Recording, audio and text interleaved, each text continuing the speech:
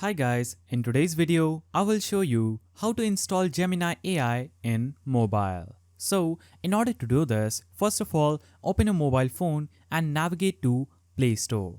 After navigating to Play Store, click on the search icon at the bottom mid and click on the search apps and games option at the top. Then type in Gemini AI. After this, you will see some search results. From these, click on Google Gemini, that is by Google LLC.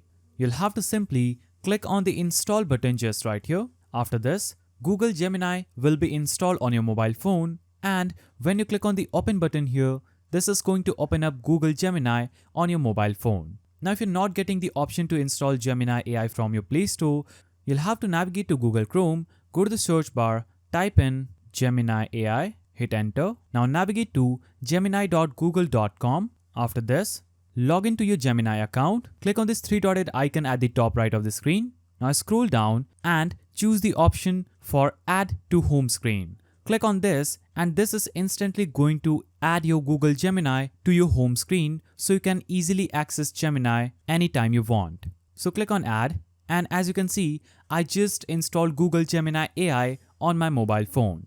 So that's how you do it. If you found this video helpful, please don't forget to give it a thumbs up, and thanks for watching.